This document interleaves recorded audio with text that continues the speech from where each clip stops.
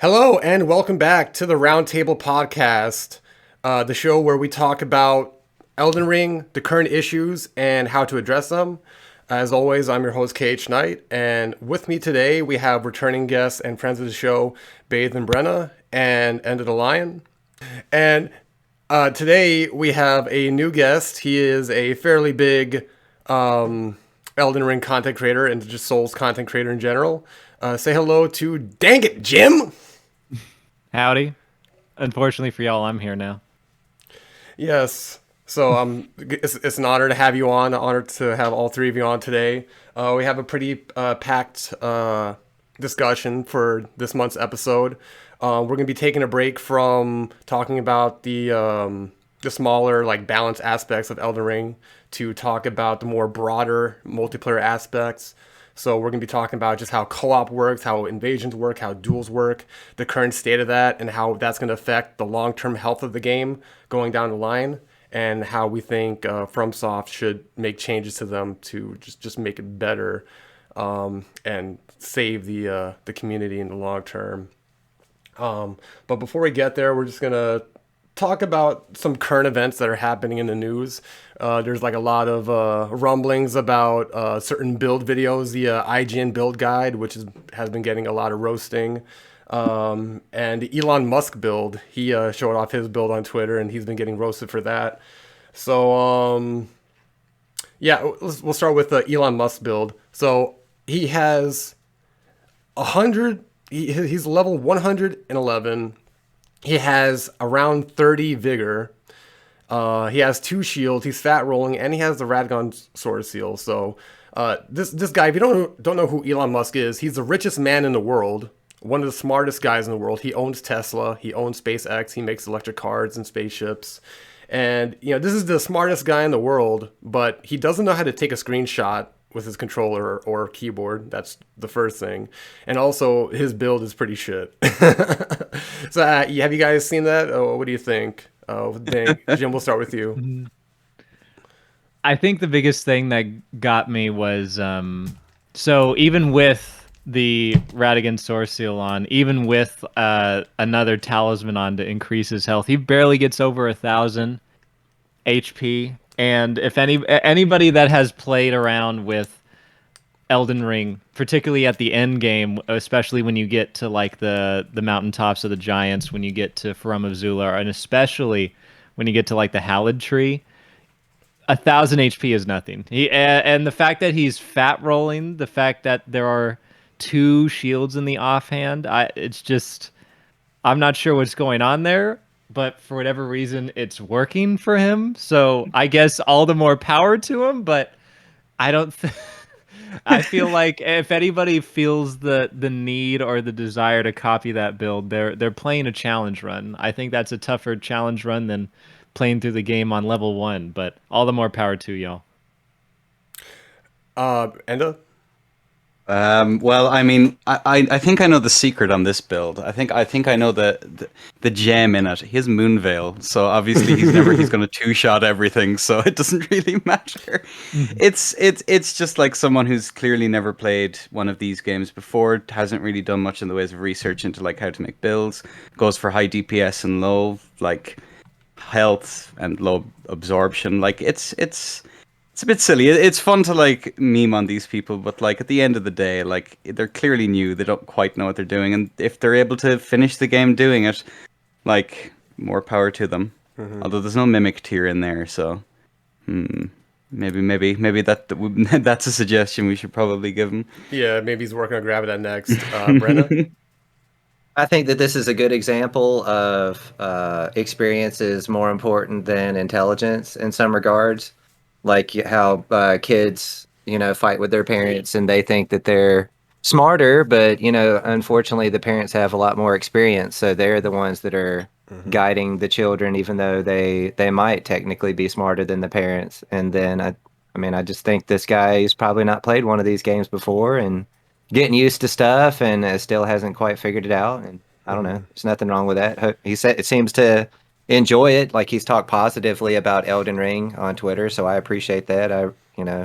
That's good for the community. So I'm glad that he did that. And a lot of people like the guy and listen to what he has to say. So I mean, unfortunately, his build isn't quite where it needs to be, but he seems like he's probably done some good for the community, so that's Yeah. good. Yeah, like we're roasting on him, but it's not like big deep roasts. You know, he's not trying to like make a build guide like some other company that we'll be talking about shortly. But yeah, I'm surprised that he's made it as far as he has with just 30 vigor, because I mean, obviously in PvP he would get vigor checked, but even in PvE he would get vigor checked by the regular enemies. Yeah. Like Jim said in Mount Atop of Giants, and even before that, like most enemies, they will do 1,000 damage easy. So I'm surprised he doesn't have more vigor. I see he has. Maybe he never gets hit. You only need vigor if you're gonna get hit, right? I mean, if he can do that while fat rolling, that's very impressive. Now, to be You fair, get the same amount of iframes. Go ahead, he Brena. did say that he can take off the armor, so to change the setup, so he doesn't Yeah. fat roll. I believe he Yeah. did say that. So In who Elden Ring, knows? you get the same amount of iframes in a fat roll. You just have lower recovery frames. So I see he has 68 intelligence, and then he has the twin sage mask for more intelligence.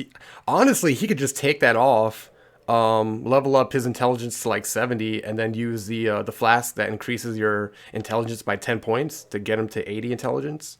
And then for mind, he really doesn't need 38 mind. I think like 30 is a good cap, but personally, I would play with like 25 or lower. Like 20 to 25, I think is good.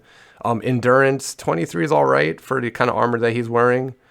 I don't know about his strength and dex. I think for his weapon setup, he doesn't need more than 20 dex for his moon veil. He could be swapping to something else, or like he switches it out in between at the bonfire or whatever. What I'm curious about though is what's the damage output on his moon veil. I'm sure it's pretty bonkers with those stats. Yeah, to yeah. be honest For with you. what he has, 68 intelligence, it's probably not bad. Like if I can give him some advice, I would swap out the Radigan Source Seal with the Urtri Talisman +2.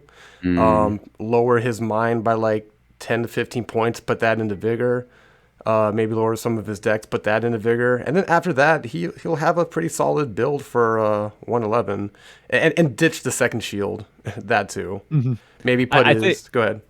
I think the biggest takeaway from this, this is something that we've actually, an issue that folks have run into with no matter the Soulsborne game, is just that the game doesn't, while the game explains to you what these stats do, the game, any of these games that From Software has made with their RPGs, they don't emphasize the importance of which stats are which. They just give you a preview, like say if you sit down with all these runes, they give you a preview of what your points will do when you put it into any of those different stats.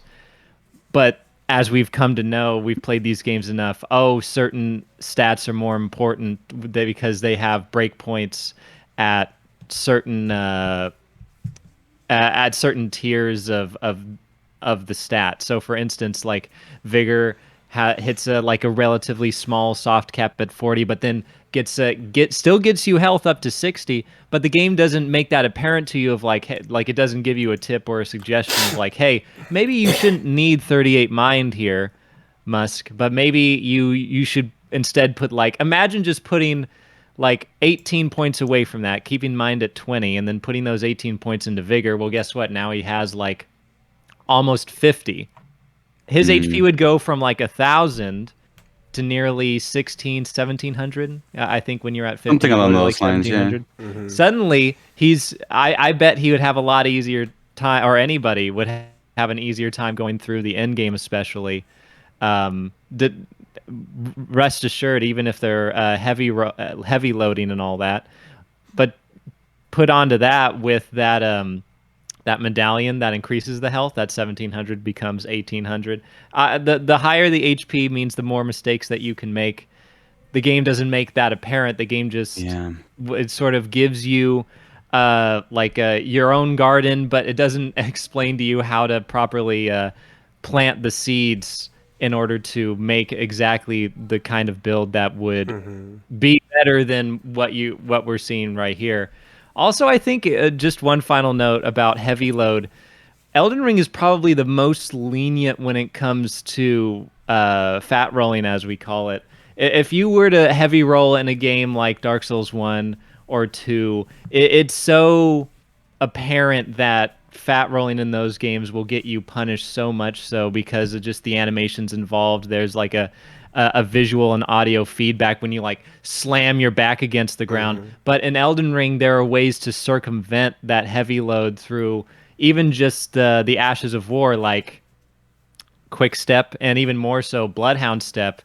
I've seen too many players that were fat rolling normally, but as soon as they bust out the one weapon that has Bloodhound step, that doesn't take into account the fact that they have heavy load, so they're able to just get out of danger very quickly. And I don't know what that Ragier's rapier has on it, if that has quick step or something, but he also says that he goes to light roll, like he gets rid of the heavier weight there just in case.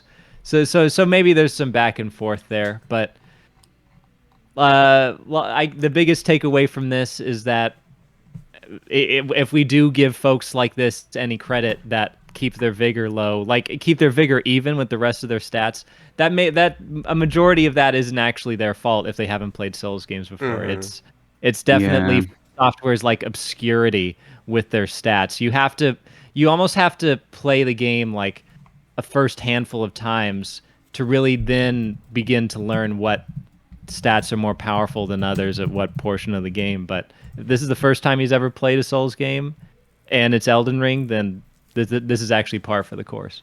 Yeah, like I mean, we're teasing him for being a smart guy, and he has a weak build. But like you said, he's new to the series, so like it's just light teasing, light roasting. It's not really serious. He's not being paid to put out an actual build guide, which is what we're gonna move on to next. So the next hot topic for this week, IGN's PvP build guide. Oh, there's so much to say about this. I mean, where do you even begin? Like in their video, they have their character at over level 200, so they're not even meta level. So already the journalist, and I say journalist with quotation marks around it, hasn't really done any research into the meta. Like you would think they would at least be around 150, but no, they're well over 200. And then also in the video, they're using Bloodhound Step to offset fat roll. Like they're using all these different weapons and gear that doesn't make you better at the game. It just like you press one button and you win. So they're using like a lot of skillless weapons, like just Bloodhound Step, Moonveil, Rivers of Blood, just weapons that you only have to press one button to win the game, basically. And then also at one point they were using a not a game breaking glitch, but like an exploit where you have Fire's Deadly Sin do bleed damage to your opponent just by being next to them, and they called other players maidenless for rolling away against that. Like there's no sense of irony or awareness at all. And again, this is meant to be a serious build guide. This guy was paid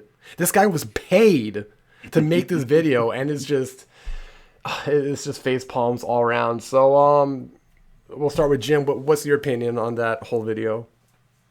I would say, so it's a 12-minute video, and I would say like half of it is what I would deem as to be as like common sense tips and tricks. Like the first half was devoted to like, hey, find the best armor for tanking damage and find poise, and it seems like it seems like a common sense strategy now to suggest, oh hey, veterans, bull goats, and you're like, yeah, that makes sense. But how would this necessarily fit on a build? As I began to wonder, oh no, they got to the Ashes of War, talked about specifically Bloodhound Step, the best shields, stone fingerprint stone shield. They keep tacking on all the best tools and the best gear, and you start to think to yourself, okay, what kind of build is this really? The moment that they hit on level 209, that's the moment when you think to yourself, okay, wait a minute. I remember how there were some streams done at high level, like finding invasions at high level, people that never stopped leveling, people that went right over the dueling meta, as it were, of 125. People that aren't in the Discord servers or aren't on YouTube or aren't on Twitch that are paying attention to the more dedicated PvP crowd. There is a casual crowd that will keep leveling up get with their friends and form a gank squad, or they might hit the invasion finger now, and they will find themselves at that high level just to try it out for the first time. So to see builds at this level, with basically a whole, with so many stats included, 60 vigor, 35 mind, endurance nearly at 40, strength and dexterity. I'm sorry. Did he have 60 vigor on his build? He was level 200, but I don't think he had 60 vigor. I think he had less. 59. I'm looking at it now. In one okay. in one part of the video, he had 59, and in another part of the video, he had 50. Oh, he keeps. Okay, so they were respecking, but I can't. The first half of the video I can't fault, because they're just basically saying, for long story short, if we can cut down like half of the video to say, if you're at high level, you can use practically all the best gear in the game because you're at high level. You have all these stats to throw around. You can do damage. You can tank hits. That's how it works. But I don't like to advertise this as this is how PvP is done without showing or showcasing what PvP is like at other levels, or drawing attention to the more popular PvP-centric 125 range, is doing a disservice to the people out there that is looking for information like this. But at least at the moment, as of 4 days after the fact, this video has now been ratioed by other people viewing the video. So reactions to this video, those views on those videos now outnumber the views on the actual video itself. So I think a majority of folks are going to be fine, but where we would have to go from here, something that I might be interested in doing, is actually like making a build guide video and explaining, like, okay, look at all these different level ranges. If you want to invade, if you want to co-op, you could do this in a number of different ways, and how all the different areas work. And if you actually want to stick to where the tournament crowd is, or where the duelists are, where the fight clubbers are, you can't go to 200 because they're not going to be up there. They're going to be down here. And then we can actually talk about how to make your builds work. I would say what really is unscrupulous here is when they start talking about the fire deadly sin into the bloodhound flame blade exploit, which, again, if they, as this video comes across, it doesn't seem like they're well versed in the etiquette of Soulsborne PvP, like the Soulsborne PvP etiquette.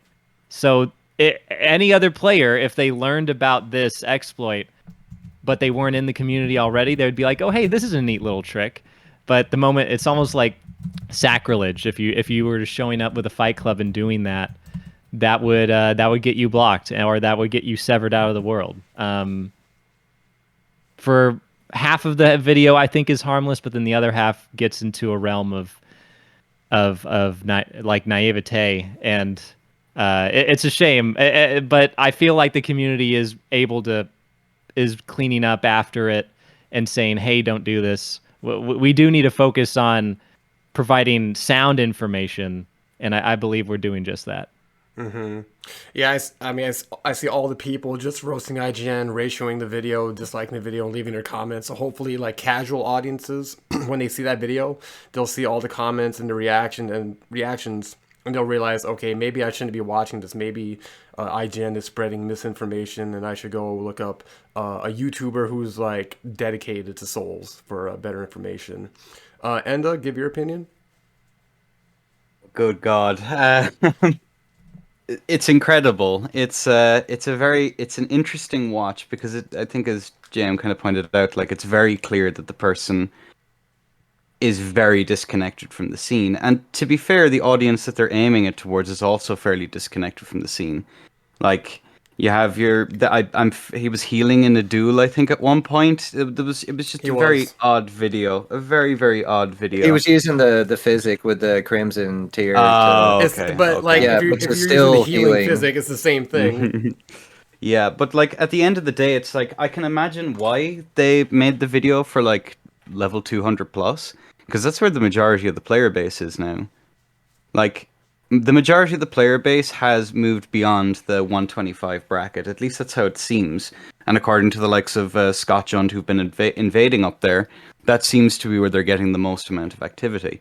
So obviously, IGN is going to do the reasonable thing and cater to the widest audience possible. They're not going to be like sticking a video out for I don't the think they did that duelist. intentionally. I think that was more by accident.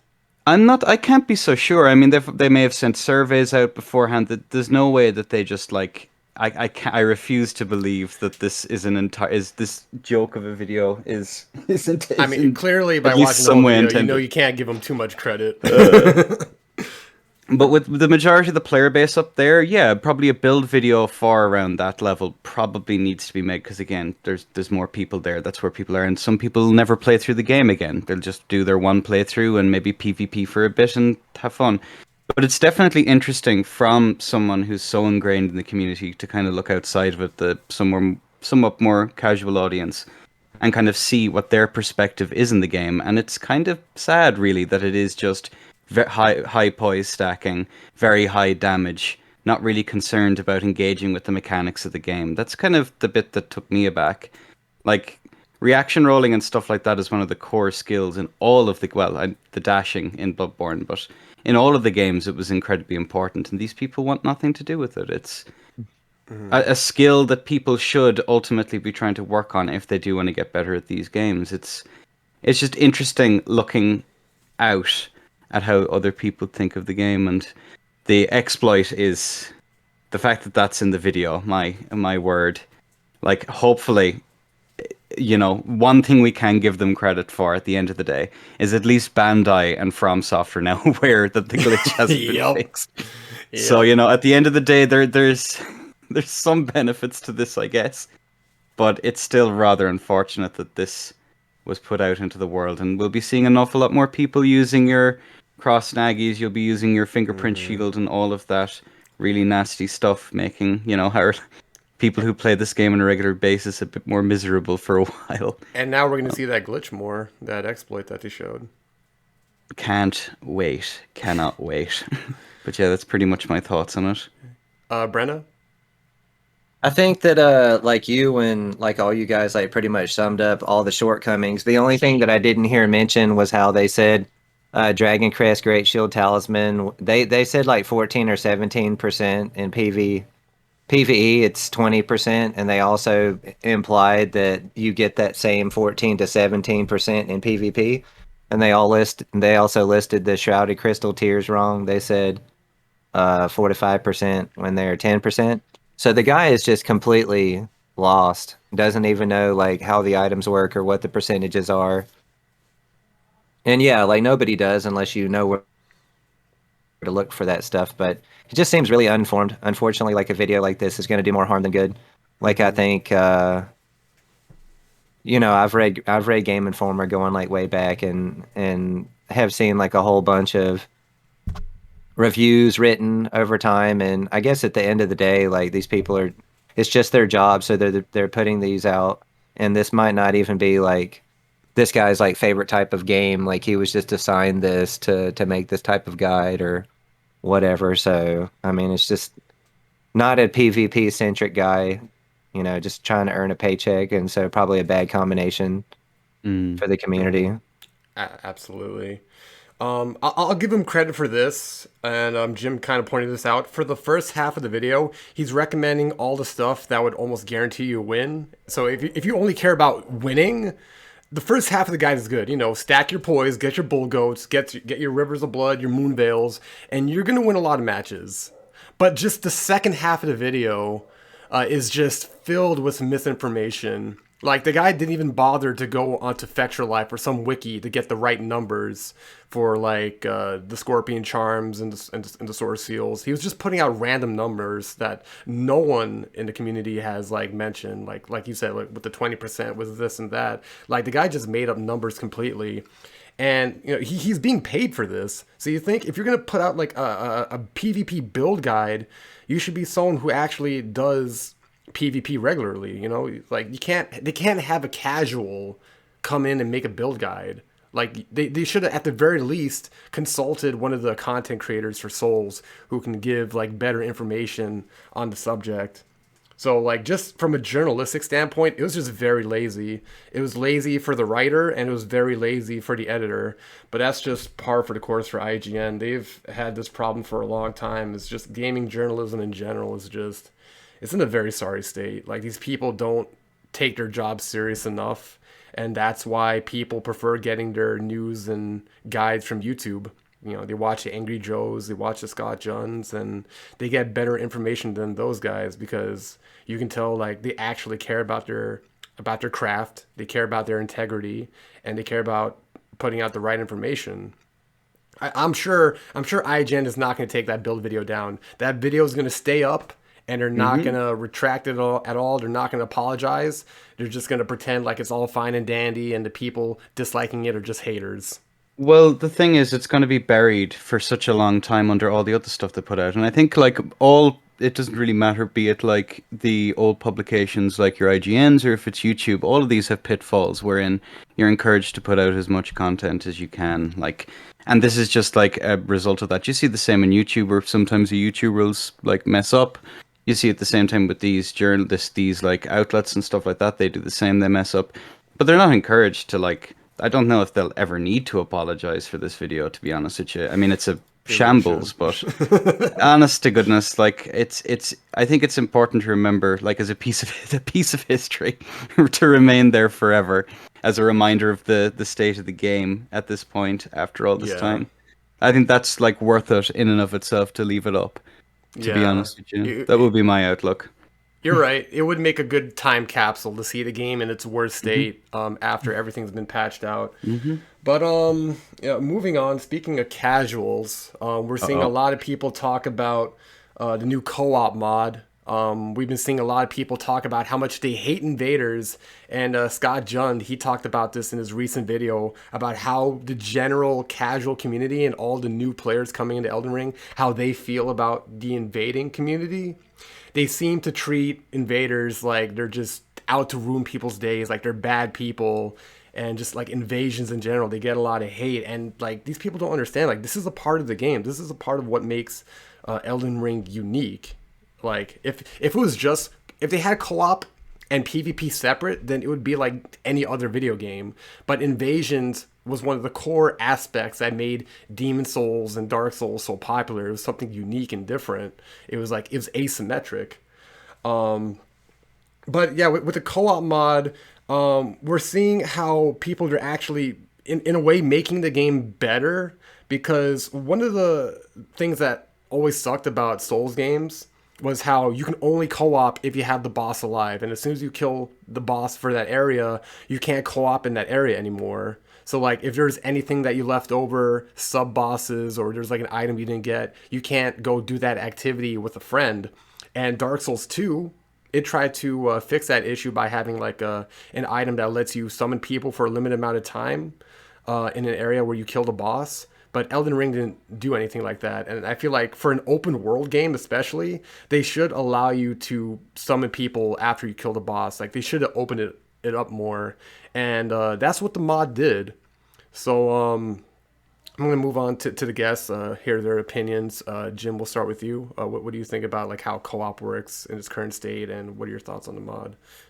Just a small note on what you talked about when an area is done for.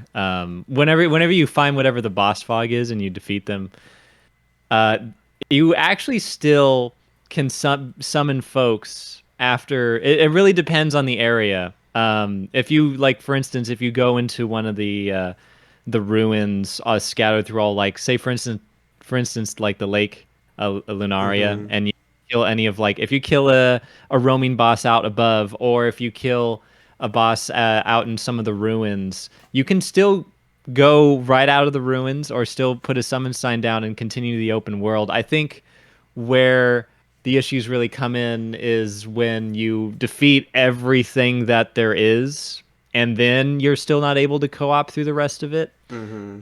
Then that's when this topic comes back in of having seamless co-op once again, even if the bosses are defeated.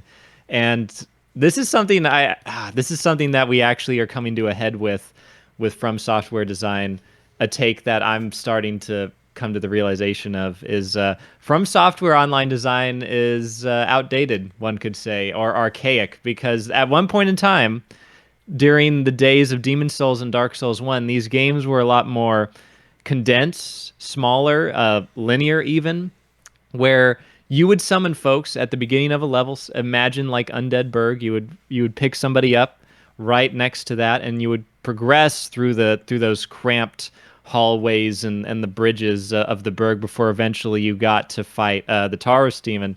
And being able to progress the game from there, Dark Souls was, even though it was these like well integrated like level design where the world felt open world, but it was really more of like these very elaborate shortcuts, linear spaces going back and forth between each other. Now you have wide open spaces in a very open world-esque environment, and that doesn't mesh well with the same summoning system that From Software has had for like a decade now, where having a seamless, like for instance, a seamless co-op mod that recently just came out for PC, for instance, would make this game a lot more appealing, a lot more convenient for players that just want to get into the online of these games. Whereas in the past, if you for instance go up on YouTube and type in like Dark Souls 3 how to summon or how to play co-op, the first video that comes up that has 1 million views on it, the comments are riddled with all these people that are saying, why can't we just have an invite system? Why is summoning like the harder than the game itself? It's because as From Software is getting these games are getting more popular, more people are beckoning to it. From Software is still sticking to their old design of what they would call in the interviews was shared loneliness, where you don't have a dedicated co-op system, you don't have a dedicated PvP system. It's like seamless drop in, friends helping you, or random people helping you, random people coming to kill you. But the moment that the objective is complete, you go right back to solitude, and it reinforces at least the theming of Demon Souls, Dark Souls 1 of that era of gaming. But now that we've started to grow out of that, now that Elden Ring has broken their records for all the copies that they've sold, now we get to see on full display how that previous mentality that they've had with making their games, it's starting to really conflict with their new PvE design. So so to the last thing I'll probably say is like the only other series or game developer that has come to try to take that invasion and co-op system in a new way would be the Ubisoft series Watch Dogs. I'm specifically going to talk about the second one because that's the only one I enjoy. That's my favorite one from the three. But in that game, you can do everything that people wanted or want, quote unquote, want in like the Souls series, where you can invite folks. You can also invade wherever you are. So Watch Dogs 2 has like the entirety of like a small miniature Bay Area, the San Francisco, nearby Stanford, etc., etc. If you were like to try to invade somebody in Watch Dogs 2 and you were on the Golden State Bridge, it searched the entire map.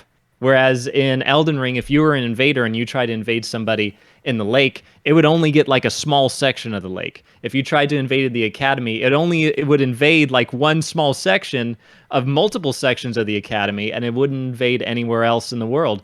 But we see that From Software is making improvements slowly but surely. There are the summoning pools, the effigies, and that really helps for cooperators, but they still haven't extended those conveniences, the what I would call like modernized mechanics for the entire online playing field, where back in 2016, I think it was, Watch Dogs 2, the other Watch Dogs games were already doing this, but you know, we're Souls fans, so we stay insular. And your thoughts? I mean, like co-op, I was never much of a co-opper, I guess. It's not really the kind of thing that I'm particularly interested in. I usually play these games solo. I kind of go through it. I never really summon or anything like that. But what I have heard is an awful lot of frustration from people. Obviously, like the inability to summon cooperators in areas like has been meant in older areas that you've already been to can be quite difficult. Obviously, it's not so much of an issue in the open world because like world bosses do remain. That's I think Jim hit the nail on the head there. Like myself and Brena, when we were testing out how to make tourneys work very early on in the game, we found out like the range for for cooperation and stuff like that is quite broad. You can basically be half the map away from each other and still be fine. And in what would otherwise be a legacy dungeon or like a closed off area, it turns out to not be. It's part of the wider open world. So I think in that sense, they kind of hit the nail on the head. Like the entirety of the open world is pretty much like active so long as there's a single boss alive somewhere in Liurnia. You can summon a co-op partner for the entirety of Liurnia. Where you get the issue now is in places like Stormvale or the actual academy itself, the academy proper. All of these places you don't have that luxury, and that's where I think the system kind of falls down overall. But as for the mod, like I'm super excited because the fact that they can turn off easy anti-cheat and there's a workaround for it, and Luke, love him or hate him, like he's been pretty responsible with any of the code he's put out, with the exception of like the launch of Blue Sentinels. Everything outside of that, in terms of like keeping the source code like incredibly hard to crack, and keeping everything like for the most part pretty like on the up and up, while also like not interfering with other people's gaming experience in the sense of like you can't be summoned into a world by someone who's using the mod. It's entirely partitioned and separate. Like all of these options, I'm not sure would have actually been put through had someone else been in charge of it. Like at least he had the foresight to know that this could be a can of worms if he does it improperly. So I mean, for him and all the people testing, at least thank you for that. That we won't be burger flipped as we were on PC randomly by someone who just so happened to have access to the mod and was also like online with the rest of us. But it also it offers us opportunities to fill in the gaps that From really should have done themselves. I mean, if we look at how difficult it is to host fight clubs, the fact that we don't have all the quality of life improvements we had with DS3, such as Wex Dust and all of that. Now we have access to cheat engine, all of this stuff. Well, obviously only when using the mod, we'll have access to that. However, it's unfortunate that this is going to drastically impact the already like pretty slim pickings for invaders. I'm definitely sympathetic in that respect. Like I've been trying to invade at meta and it's next to impossible. Even lower levels, you're depending on different times of the day to try and get like any bit of activity. Like it's kind of weird for a game that has as many people playing it and it feels kind of hollow.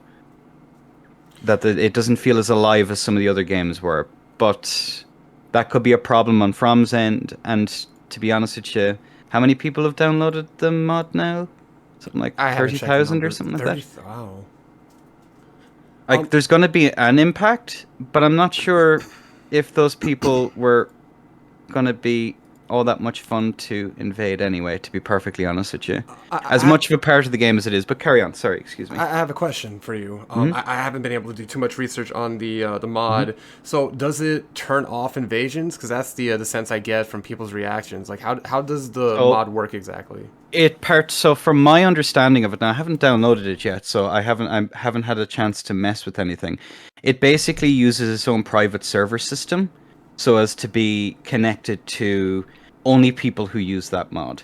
So in the same way that there's a private server systems for Dark Souls 3, I believe there's a very similar system that's working with Elden Ring, because I believe the same people are working on it. So basically you are separated and segregated from people who are just playing vanilla. They are looking at implementing an invasion mode from what I've heard, but also you can just turn on friendly fire in the options so that phantoms can now hit each other, which means fight clubs and stuff like that are still a possibility. Even potentially tournaments are a possibility using that system. Of course, without easy anti-cheat, that does open up a whole can of worms. but I think with the things we'll be able to do with it, it might turn out to be worth it. I'm not sure. It's early days yet. I'm trying not to be overly excited about it, but it's definitely an exciting time to be on PC, considering we'll have all these options. But I do feel very sorry for invaders who've definitely gotten the short end of the stick yet again, unfortunately. Brena, you said you've had some strong opinions about this mod. What do you think? Well, first, what you were talking, the he had an idea for a game, and so he made it. And so I feel like, we know every game that he releases, he's trying to come closer to like his artistic vision that he originally had, like when he released Demon Souls. And maybe he's still trying to get closer to that vision, or maybe he's past his vision and just continuing to make games because they make money and because he enjoys it. But definitely like the co-op system being tied to bosses being alive in the world is definitely outdated. Like the bosses, whether they're alive or dead, shouldn't really determine anything. Like I feel like Dark Souls 2 really did a lot of good things, did a lot of things right. Like how you could still invade people after like their bosses were dead, or there was the item, the small soapstone, like you could summon people when your bosses were dead. So these things were important. It's kind of weird how like, and this is like across the board for like all types of video games, like you see them put something into the game that works really well and everybody really seems to enjoy it, but then they move away from it. And I've seen this with like Call of Duty games and Halo games and all types of like other games. It seems like they should just keep things and then continue to move forward. But I guess that's like the argument. Like a lot of the Dark Souls 3 players, are upset about Elden Ring because they wanted Elden Ring to be the evolution of Dark Souls 3, moving from Dark Souls 3 forward, which was going to be everything that Dark Souls 3 was, and but with, Ashes of War and all this stuff like they did in Elden Ring, and that's not what we got. So I guess everybody's interpretation of what they want and how things should evolve is different. And so, it's going to be on Miyazaki, and, we know that they notoriously don't listen to any feedback from the community. Like they definitely don't really watch any Twitch streams or like YouTube videos. And going to Reddit for advice, it definitely isn't the thing to do because, It could be a language barrier, to be fair, since they are a yeah, there Japanese is a lot studio. of that. They speak Japanese, and so there's like a big language barrier, unfortunately. So, and then about the mod, unfortunately, at this current time, I don't have anything nice to say about it. I think it's a cheat. I think that if you download it and you use it, that you're cheating, whether you intend to or not. I mean, even though you're playing offline by yourself, you're not playing the game like how it was intended to be played. And it's already to the point, like on PC, like if you bought the Elden Ring for the specific purpose of being able to like make characters to do invasions with, which a lot of people bought the game for that specific purpose. It's already to the point on PC where it's like, I wish that I had not even have bought the game because there isn't any PvP, there aren't enough invasions, and so now with an addition of something like this, and I assumed it would get 20 to 30,000 downloads over like 2 years. I sat here and I thought of that like a couple of days ago, but now you say it already has 30,000 downloads and it's been out for what, like a couple of weeks or something like that. Not even, I think. Might be It just definitely days. spells the doom of Souls of Elden Ring on PC, and it's just going to make all those people that spent money on the game not even be able, like how Scott Junn like put it in his video.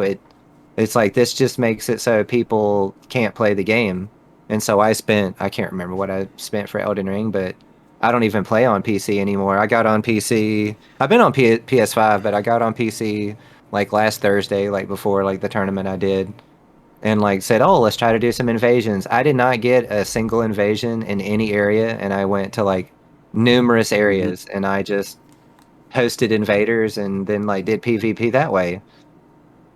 So it was very unfortunate. So and something else that's kind of distressing to me about this mod is, so Luke, you like he made Blue Sentinels for Dark Souls 3. And I guess what I have to say about that is I think that was a hit and a miss. I think that overall it was Mhm. good because the cheating on Dark Souls 3 is prevalent, and unfortunately people can do some pretty messed up stuff that are kind of inconvenient. So Blue Sentinels is good in protecting, so it gets a huge vouch from me for that. But unfortunately, the kicking people thing, I don't really like that. Like this was something Yeah. people bitched about with Pyre. So I could like equivalate this to you guys, and I've come up with this like little example or whatever. It's like so Enda and I are fighting, and like he has, he's the host, he has Blue Sentinel, and it's like like, or you like invade somebody and they have like infinite health. Like you can still win. Mhm. If you invade a player and they cheat against you, there's a lot of cheats that people can do, including like invulnerability Mhm. or like you don't take damage and you can still kill these people. There are certain ways to do it. Or they could set their health really high and you can still win against these players. But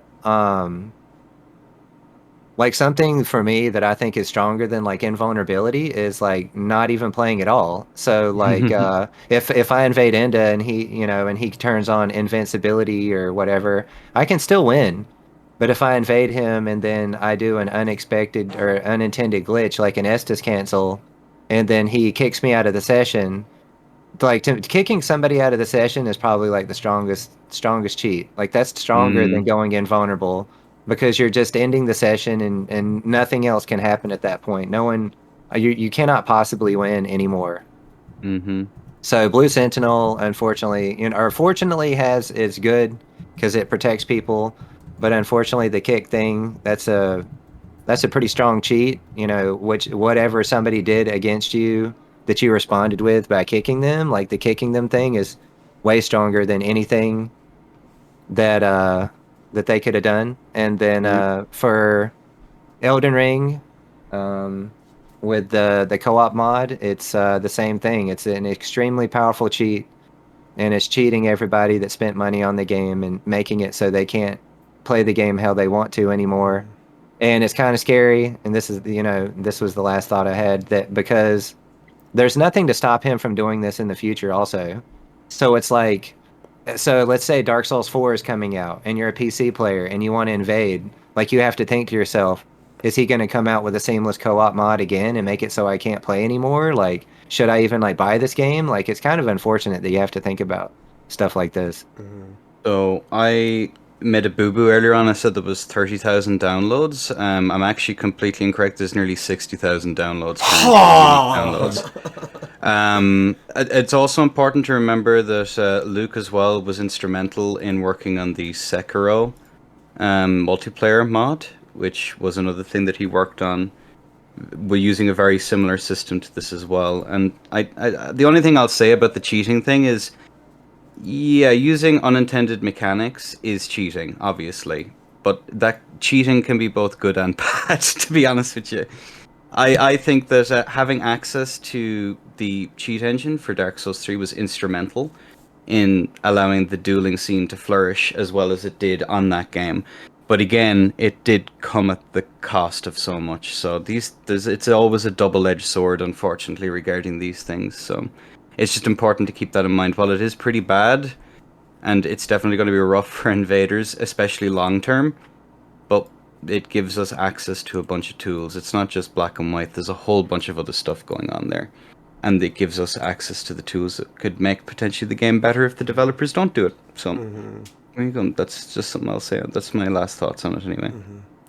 It seems clear that the Miyazaki's vision for what he wants from multiplayer is conflicting with how the industry is evolving and what the players want.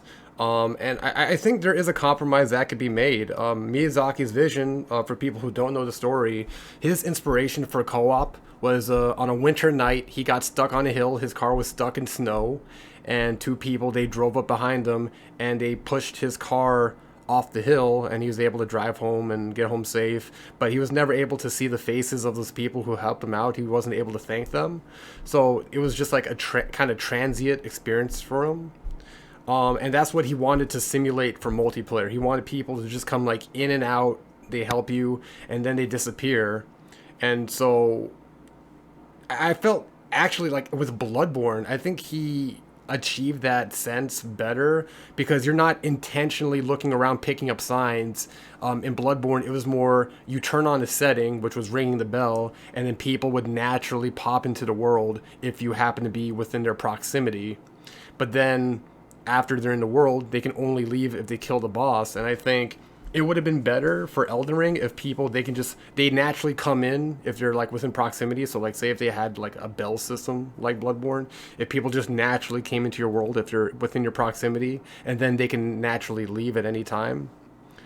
I feel like that would have been better instead I of always having. liked the way that I just want to say I always liked that how it was like you summon people in, but there's not much communication, and you have like gestures. Mm-hmm. I always kind of like that. So it's like you're in like your own like dimension, and you're pulling some other undead from like his dimension, and you guys are, but there isn't like much communication and stuff like that. So I always thought that Yeah, was really cool. that was the idea. That was the vision he was going for. And I mean, what I want to try to talk about is how can we improve the co-op system going forward? How can we make it easier for people to connect, whether they have the boss dead or not, without hurting Miyazaki's vision? So yeah, I think kind of bringing back the bell system might be a better way. Or like you turn on a setting, whether it be like Everybody an hated item. the bell system. That made like doing like fight Well, no, clubs and it's tournaments because they like didn't very have the option difficult. of signs. I think Yeah. if you have the option of a bell system and the signs, so you can have like intended co-op and seamless co-op, I think that's a good compromise. But then If they also, had both, yes. If they had both systems, yes. yeah, yeah, and like just being able to summon people outside the world, like if there was a way where, and this kind of goes into invading too, because once you've killed all the bosses, it takes away the ability for invaders to enter people's worlds, so it's less invasions too, on top of less co-op. So I mean, I don't really have a concrete answer myself for like how to fix co-op, how to make it better, but I don't know. I guess maybe have like an item like Dark Souls 2, just kind of do what Dark Souls 2 did, where people can kind of come in for a limited time, or just have like another item where it works like the bell, where people they can come in if they're within proximity, but then they can leave just by like walking away at a certain distance. Um, do you guys have any ideas for how they can improve co-op going forward? Well, Jim, to one start with thing you. that oh sorry, Yeah, we'll I get thought to you. Let's was start with the Jim. Go Well, ahead, no, Jim. no, no. I was just gonna. I think everything that I talked about earlier was if they were really going to go the route of like their other contemporaries. From Software hasn't had any competition over the past decade besides like a couple of other game developers. Ubisoft, there's the Dying Light, that zombie game that also had invasions. There's Doom Eternal was going to include invasions. That's not doing it. They have, I guess, it seems like they have little reason to want to upgrade or change their online mechanics. But if they were going to, then it would make sense to go the modern route and have those invite systems. Like have invaders be able to invade from anywhere, like what we have with Wex Dust in Dark Souls 3. Can we have something like that in the DLC or an expansion where invaders are able to take advantage of like whenever they activate an effigy or a summoning pool, now they can invade in that area, but from another area completely. Uh, Also, last thing on the summoning pool effigies is that uh, players can activate them, but they can't actually choose which of them to send their signs to. The moment you activate an effigy, it just goes there. So one step forward, a kind of another half step backward. It is rough. In my opinion, they would have to go the route of the other developers that have done similar invasion mechanics, put invite systems, make the range more convenient, and region locking as well for people who want to get connections but not have the connections be poor and terrible. Like for instance, have people in the U.S. connecting with folks down in Brazil. If you were to go into the settings of of any From Software game and turn off whatever the region lock system was, it would keep you within your region, but whatever that region was far too huge. So the Oceania players, that would be Australia, China, Japan, or even parts of Russia, they would still be able to connect with each other even if they turned off their servers, save for Japan. Japan gets their own cozy little server. You can tell that the region lock system or the latency, the netcode of these games specifically benefits Japanese players, but the moment you get into like a big country, West Coast, East Coast of the United States, you still run into problems. You still run into latency and issues that players get angry and frustrated at each other for. Yeah, there would have to be a lot of code infrastructure change. There would have to be a lot of quality of life improvements that they would have to do. Uh, I'll get You off have there. like any specific ideas, like just like a simple mechanic change that like comes to mind that you think they can do? I guess just like what I just said, just instantaneously give invaders Wex dust or an equivalent of that. That's probably my biggest complaint right now, aside from exploits, balance issues with Ashes of War and with weapons. The first thing I want, and I think what would actually really help the PC crowd as well, is if they had an item, if they had the ability to invade in multiple places at once. Because the biggest issue is if you try to stick to one area you're not finding anybody, you have to constantly reload, fast travel to another place, try to see if you can find people. But if you can't find people, especially if they're 60,000 of however many hundreds of thousands of players are switching over to the co-op seamless mod, you have to get as much as you can get. And the only thing that comes to mind is having a Wex dust equivalent, and that would be my biggest thing at the moment. If a DLC or an expansion comes out, give us that if possible. Okay. And Brena, you had something to say?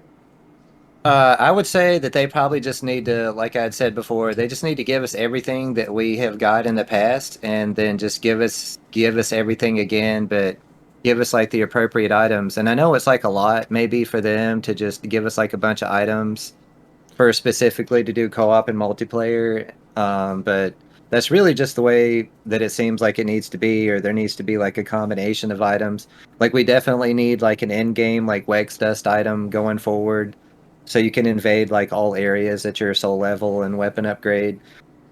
We definitely need them to do what they did with Dark Souls 3, where you could summon fight clubs, because you need to be able you should be able to do like the summon a bunch of reds and do like activities and stuff like that without having to be worry about invaders.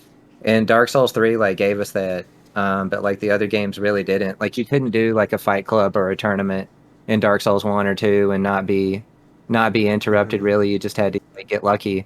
But and then they also but like the co-op stuff, they probably need to take away like the boss being tied to whether or not you could co-op and whether or not you could be invaded. Like that's an extremely old, archaic thing that should just be gotten rid of. There should be different types of like, yeah, they should go back to maybe more types of like summon signs. You were saying to do the bell, like yeah, they could give us bells and summon signs. They're like they went to like this taunter's tongue thing, but I feel like they should have, throw in like the red string from Dark Souls 2, and maybe that'll be good again. I remember using that to get like more invaders, because right now you cannot get two invaders unless you have like a co-op partner or like a blue in your world. Like I host like all the time. Like so, and that was something I was like, what, does my tongue not working correctly? Like, like, and I had to like read the thing. It's like, oh man, like, well, you can't get two reds. Like if you turn it on, you get set up for calling finger and tongue, then you can get one red, and then you have to summon somebody or get a blue to get a second red. So I can't even fight like two invaders, which is something that I would really like to do. Like I felt like Dark Souls 3 had it right with like Pontiff, where you could get three, but three is a little bit too much for some people. It's kind of hard for one person to fight three people, even if they have like team damage on. So I felt like Elden Ring was going somewhere in a good direction, where I was like, oh shit, like I can fight two people, but then like you can't. So it was kind of like a big blow. Like they really need to just like encompass all these things and give us all this stuff. I would have to say, and even if that means like a bunch of items, like they need to like put the work in to give us those items so we could use this stuff. Well, so like specifically on just co-oping, your main thing is just ending like having being able to summon people being tied to the boss, like that has to go. Like we agree Yeah. about that. Yeah. So like what would be your replacement to that? Like like the item from Dark Souls 2 that just lets you like what's your like suggested mechanic to replace the current mechanic? Yeah, maybe like a different item that you can summon somebody like after your world boss is dead, but like nobody gains any souls like while you're in that combat or something. The soul gain from like killing invaders like should have gone like a long time ago. Like even since Dark Souls 2, like invaders invading and killing people and getting souls for like that. I mean, on there's probably a lot of really good arguments for gaining souls like in PvP, but I just don't really think that it Right. should be there. It shouldn't really like affect that stuff. You shouldn't get rewarded, or it should just be about it shouldn't get rewarded for So you, killing you're the you mean invader and specifically the ganking, not for the invader, because the invader needs rewards, but you mean for ganking, not rewarding ganking is what you're saying. yeah, maybe covenant items are fine, but like souls or runes specifically, I never really thought that that made any sense to give people souls for like the invader. When I invade, I kill a host, like you gain souls for that. It's like it's weird. It's like why? Like you're like you're invade well, other than fun, like the rune arc. Anything else you want to say before we move Oh, on? um, it's a really tough question to try to figure. Like a lot of the multiplayer and the PvP and the invasions and all this stuff, it's like it's kind of really easy, I think, to figure out like a solution for that. But like figuring out a solution for how to fix co-op, I mean, other than bosses, I don't know. Like it would be nice to see like what some ideas are people would come up about this stuff.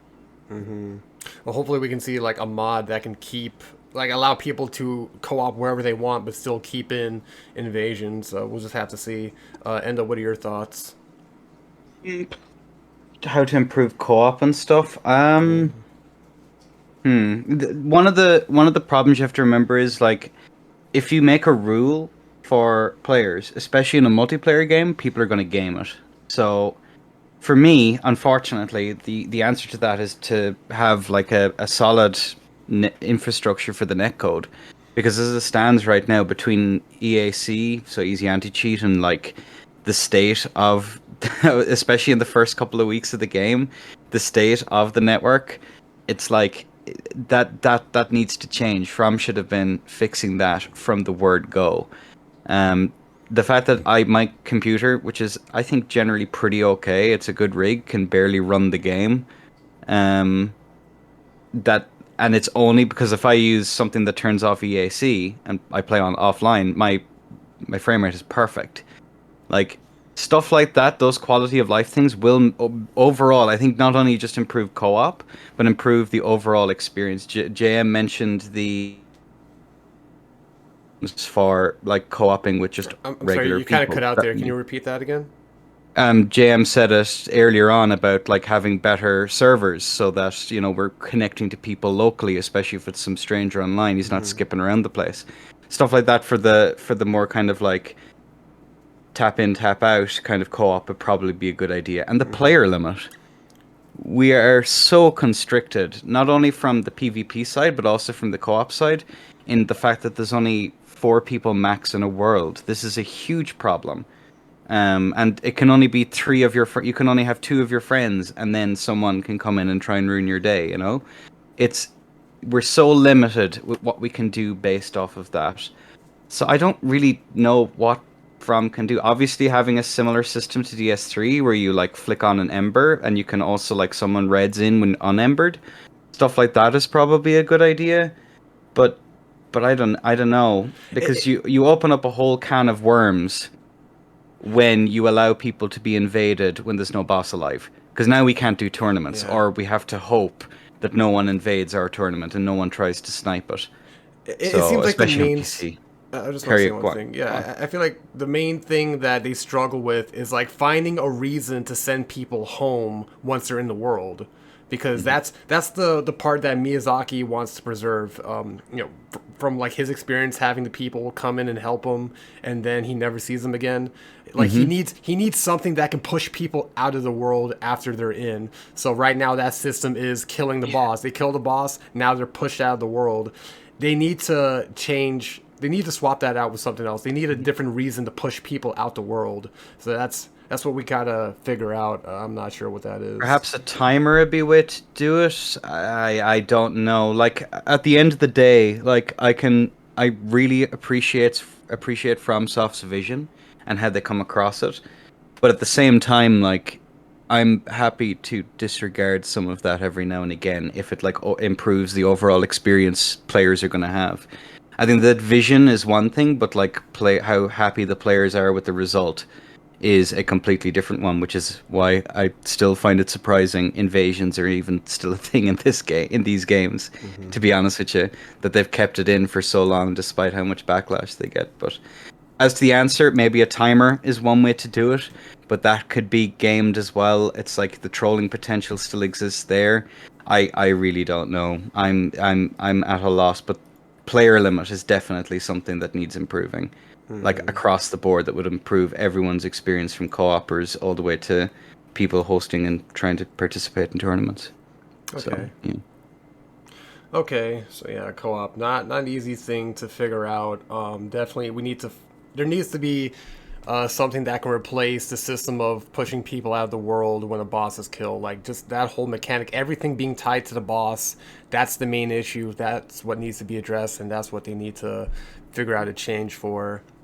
Moving on, we're going to go on to invasions, and this is something that Brena brought up a lot, which is like how you have gankers, co-opers being gankers, and just killing invaders for runes, and also just how hard it is to invade people in Elden Ring. So to do a quick summary of the previous games, a little comparison, in Demon Souls, Dark Souls 2, Dark Souls 3, there were like two different states to your character. You had the hollow state and the human state. So when you're in the hollow state, or the soul form for Demon Souls, you would have less health. If you were to use this consumable item called the humanity or the Stone of Ephemeral Lives, depending on what game you're playing, it would increase your health, but it would also open you up to invasions. But at the same time, it would also open up co-op. So there was like a counterbalance to that. So to invade people in those previous games, the people that you're invading, they just have to be in human form, and that was it. And then with Bloodborne, they changed it a bit. There was no two different states. You would always have 100% health. To invade people in Bloodborne, you would have to invade someone with a Bell Maiden in their world. And the way they got a Bell Maiden was by activating the co-op item, the Bell of Awakening. When they rung the bell, it would spawn in the Bell Maiden, and the Bell Maiden would start looking for invaders to enter that player's world, while at the same time their Bell of Awakening is searching for co-opers to enter their world. So the thing that would enable PvP wasn't having a player in their world, it was just the act of trying to attempt co-op. And then even then, if there were no one co-oping, if there was... what ringing the invasion bell in Bloodborne would do, it would spawn a Bell Maiden in your own world, so you opened up the risk of being invaded yourself while you're trying to invade people. So it kind of ensured that at least for the invasion community, they would still get PvP even if there was no one co-oping.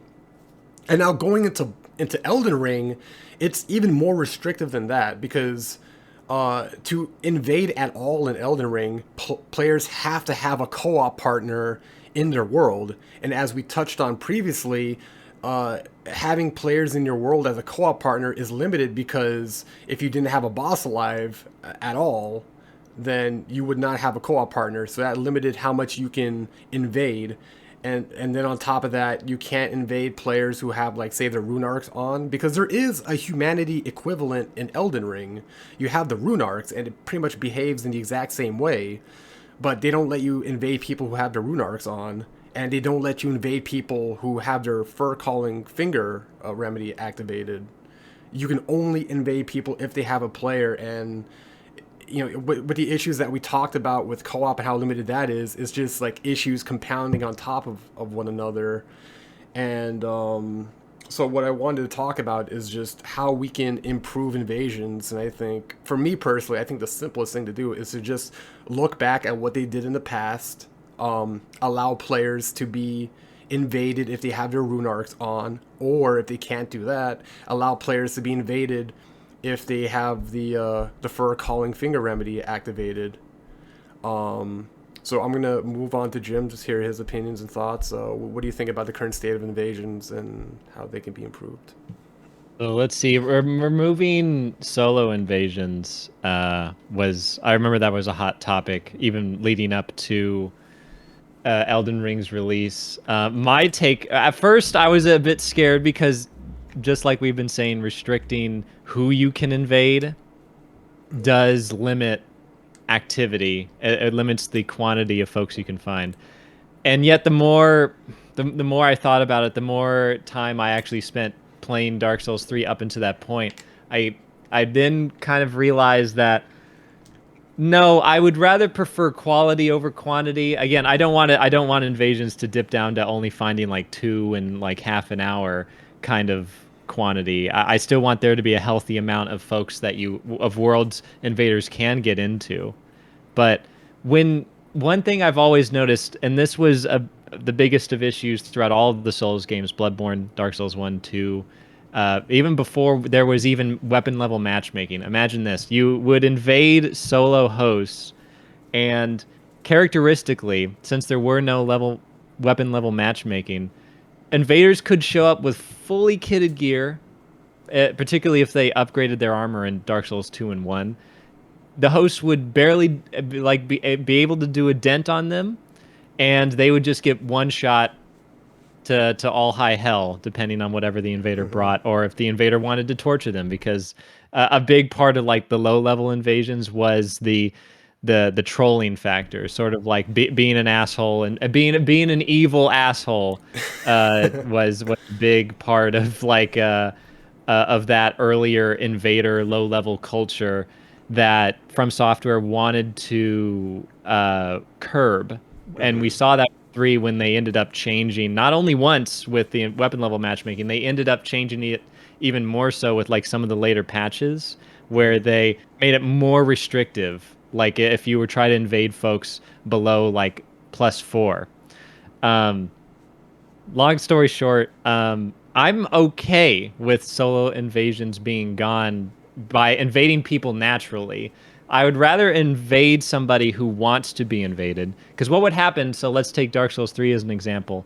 There are like 3 outcomes whenever you invaded a solo host. You either overwhelmed them because they don't know what they're doing, or they're already being ambushed by PvE and you're just the final straw that broke their back, right? Or 2, you came across a bonfire duelist, somebody who had their ember, somebody who was ready for you to invade them. They don't have any co-opers, but they were ready for you. And rather than actually go out into the world to fight you, they would stay by the bonfire, stay planted there. Maybe they have blues summoning in as well. And the invader, with 30% less health, with half of the Estus, has to deal with this situation of somebody just camping on the bonfire.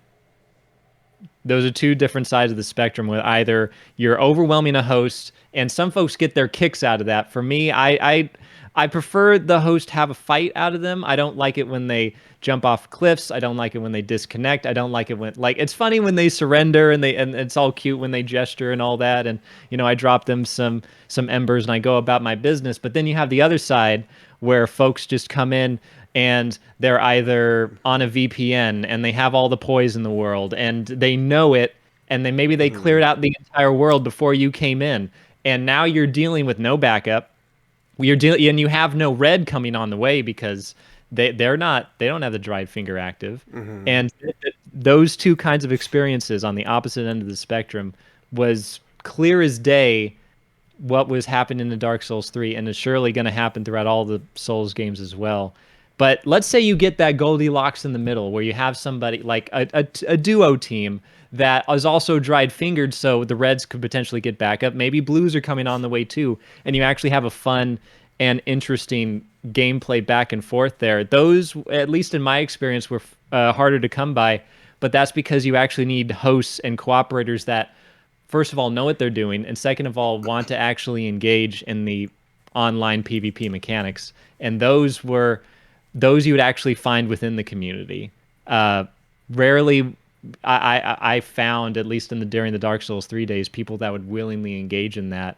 And when it comes to Elden Ring, the lower player number and only being able to invade groups, at least with my experience and the community that remained on Dark Souls 3, like for the past 5 years, we've come to, at least a majority of us have come to enjoy invading ganks anyway, because we know that at least if you have two bad players, at least if they're in a gank, they still have a chance to beat even the better invaders. And that the chance of failure for an invader, at least for me, gives me great satisfaction when I do win it out in the end, because just being able to stomp over a host, or just having a host who is lying in wait, using all the possible advantages to get a one up, those parts of solo invasions weren't fun and interesting to me. So having, I do wish something like the Taunter's Tongue was more convenient. I do wish folks that were looking for PvP but not looking for PvP all the time, because Taunter's Tongues just have the invaders showing up one by one by one. And I've seen a lot of folks saying, I want to be invaded, but not instantaneously all the time. So maybe there should be a bit of a risk factor whenever you hit the rune arc, and now that resets the timer, but doesn't totally open up your world like the Taunter's Tongue does. Maybe that should be what happens in the future. Furl Carling Finger, I think that should be activated whenever that should just be activated naturally with no consequence, but it should be activated naturally, like whenever you kill a boss, because the moment you go out into the open world again and you activate an effigy and you start seeing signs popping up everywhere, maybe that will motivate a solo player to be like, you know what, I'm going to co-op now, and I'm ready to take on invaders as well. Like, there should be a more obvious, intuitive system there. Like what would happen in Dark Souls 3, like if you kill a boss, you get embered. Though, granted, one of the biggest comments I would see in Dark Souls 3 would be folks saying, oh, as soon as I embered up after beating a boss, I would go and kill myself, because I know I would be invaded the moment I go out into the world again. And you'd think, oh man, well, at least I'm not fighting folks that don't want to get invaded, because at the end of the day, I think that's what a lot of... what I don't want is quantity. What I do want is quality. What I want folks are ready to fight me, that can fight me, and that want to do it. I'll leave it there. I have a contrary opinion to that, and Scott Junt brought this up. If you only have players that wanna, like, if you're only invading people that want PvP, then it's essentially not an invasion anymore. It's a duel. So you're losing that, like, kind of that oh shit moment of when, like, you're in the middle of doing PvE and then someone invades you, and now, like, you got to drop what you're doing to fight this guy. You're losing that moment, and that's a special moment for all of us. Like, I'm sure, do we still remember our first invasions? Because I remember my first invasion. It was terrifying, and I feel if you take away that system and it's only players invading other players that want to be invaded, then it's not an invasion anymore. It's a duel. So I mean, how do you feel about that opinion? Then I guess what I'll say in that, just the final note, is maybe not actively seeking it, but is okay with it. Like, just like I said earlier, if folks get invaded and they get that oh shit moment, and their first moment is to kill themselves or to disconnect, I want to eliminate those from the invader pool. I want people that will still, like, want to fight even if they are being invaded. They didn't know it was going to happen, or like they're okay with it. Like, they're content with playing a Souls game, playing co-op in a Souls game that comes with the consequence of a red coming in. Like, I guess that's what I'll clarify there. Yeah, I mean, well, there are, like, mechanics in place that are supposed to give the host an advantage in PvP. Like increase health, like that, like what we have right now with the current Souls games. The host would always have more health than the invader, and then they would have the ability to summon people too, and they had the blue sentinels. So maybe like a good compromise is to give the host more benefits, give them more of an advantage against the invader besides more health, because it seems like just having 30% more health isn't enough. So if there were like any other advantages you can give to a solo host, what do you think that would be? Can you think of any? Are you asking me specifically? Yeah. Okay. At least at the moment, they still have, at least quote unquote, they have the advantage of having a rune arc active, thus more health or whatever the rune arc does for them. They do have the ability to have more Estus or more tier flasks in an Elden Ring, like the 2 times more. Thinking off the top of my head, I think the biggest thing, we run into a lot of issues because on paper we can come up with a lot of fixes or conveniences to give to the host, at least to give them the confidence to take on a fight. And we've seen it tried and true with Dark Souls 3 in particular, but even in those instances, what would happen in low-level invasions is you would have hosts that have not leveled up their flasks whatsoever, that have not even upgraded their weapons that much whatsoever, and they get hit by invaders that show up with, at least in Elden Ring, they show up with the Anspur rapiers with rot, and they put bleed on it too. I don't know why they thought being able to multi-infuse the Anspur rapiers was the right way to go. But uh, the RPG mechanics of these games constantly butt heads with the action parts of these games. Like I would say like the easiest way to make an invasion system as close to being as fair as it is would be like taking Sekiro and then putting an invasion system in that, because that you only had to upgrade 2 things in that game, and that was your health and your damage. And you got moves and you got different tools along the way, but those didn't completely solve the combat for you. You had to use the entirety of your move list in order to win the day. But in Elden Ring, just as we've talked about before with gear, with like Moonveil, with using high poise, bull goats, and veterans, you could just negate skill by just having really good gear. And what would happen in low level invasions, especially against hosts, is how do you level the playing field for hosts stuck in an basically in a Hosts that are gear. basically new to the game.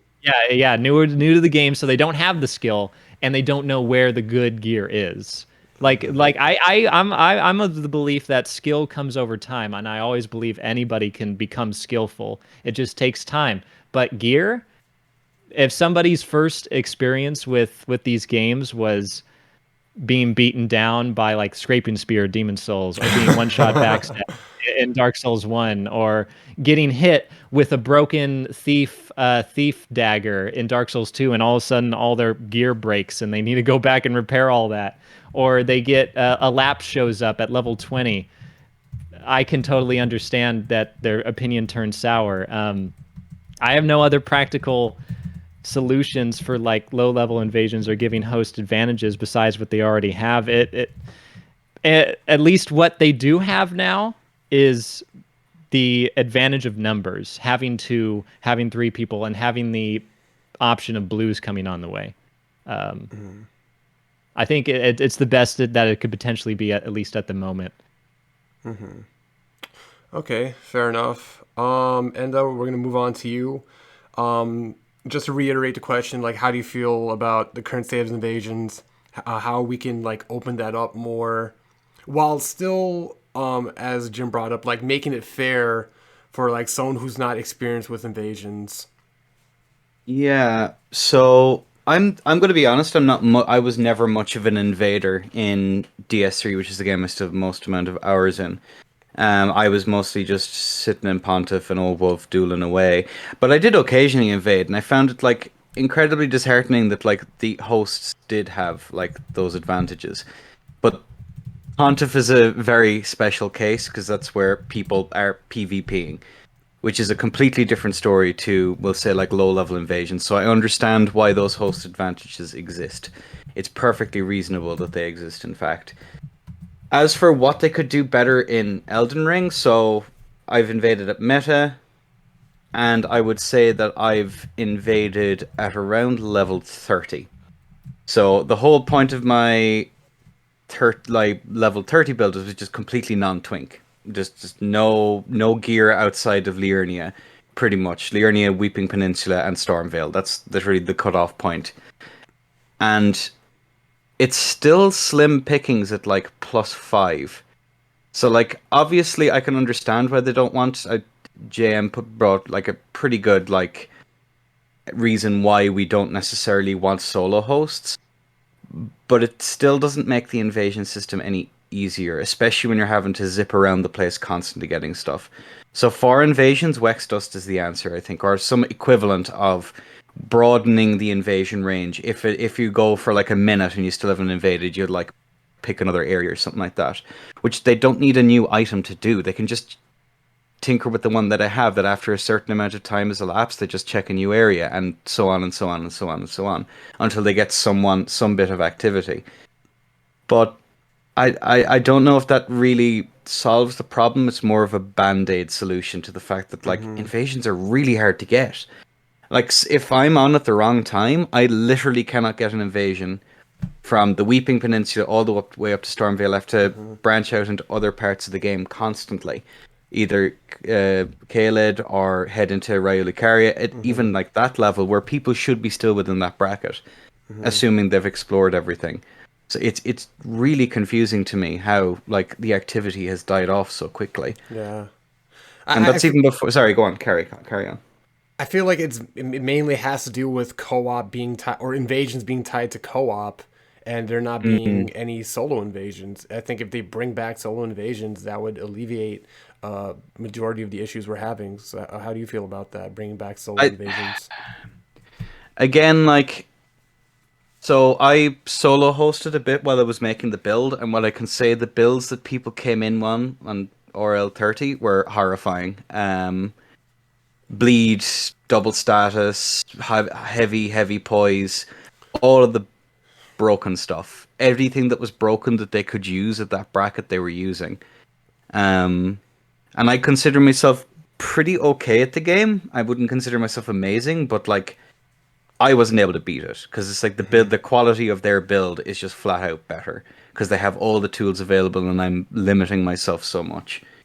So for someone, I'm almost grateful that those people don't have the absolute luxury of the solo hosts don't have the luxury of getting Rivers of Blood one shot at like low level. But yeah, it's a good thing that those hosts aren't, because their first interaction with PvP, at least in the game's current state, would be so negative. But it's not much better while actually invading either, because overleveled phantoms are still an issue. And again, you just get one shot by someone spamming rivers or spamming weapon arts or something to that effect. So I really don't know. It's a really hard question of how you fix it whilst also not like, I don't know. The players are currently the players are the problem because they have access to tools that just make it like an unpleasant experience for all involved. So I don't know. I really don't think that solves much.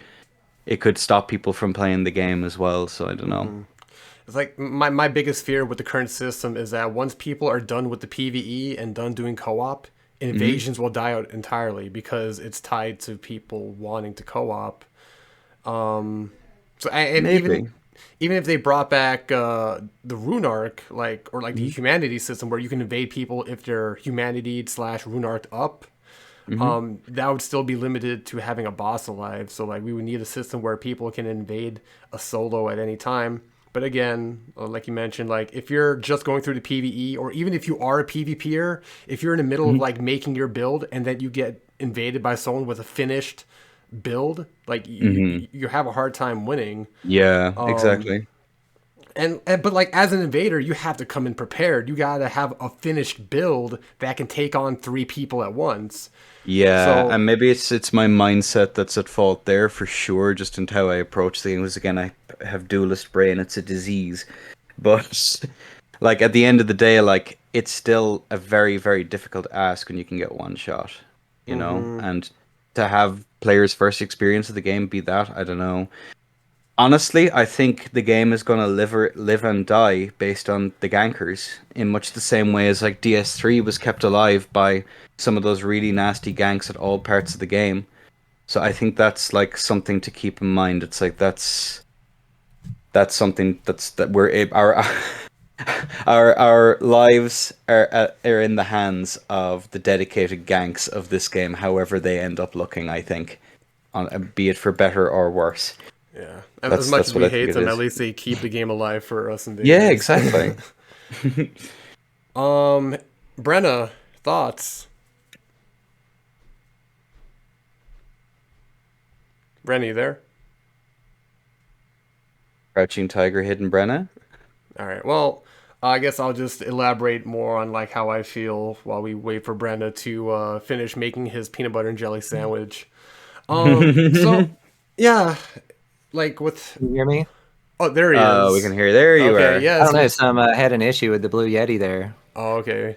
I guess. Okay. So, what were your thoughts on just invasions, how we can open them up, and yeah, just how we can improve it?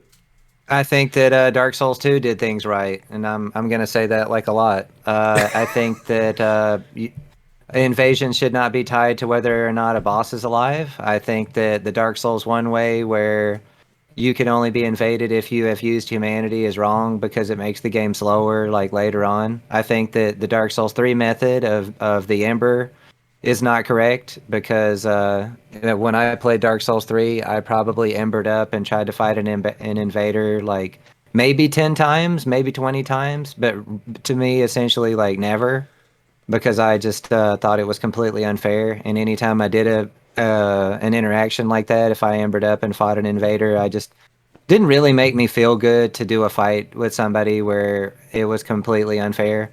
With Elden Ring, they need to get rid of this. You can only invade teams. You cannot invade solo hosts. Like that shouldn't be in the game.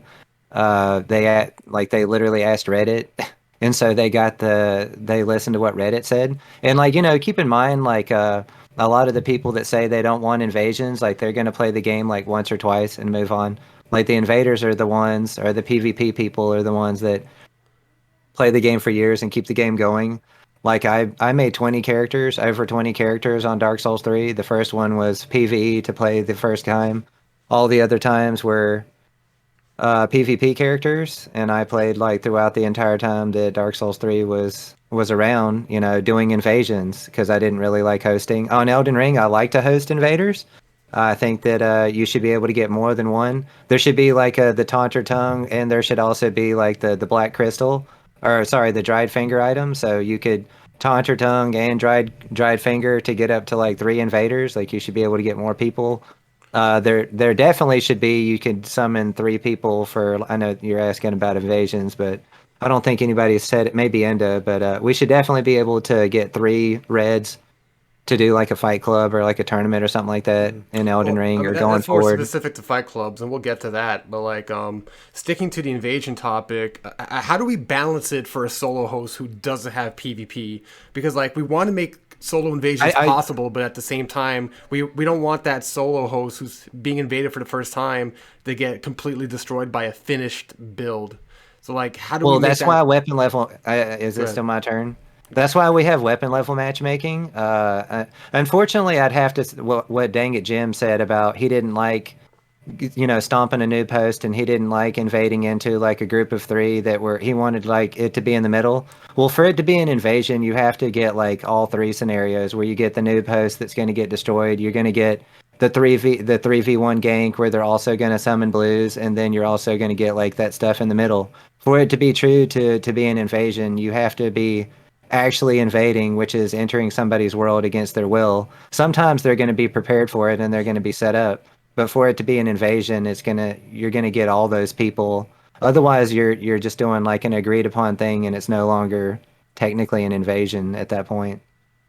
Mm-hmm. And I think that I kind of almost want to say it doesn't totally have to be entirely fair. Like for it to exist in the game, it just has to be the way that it has been.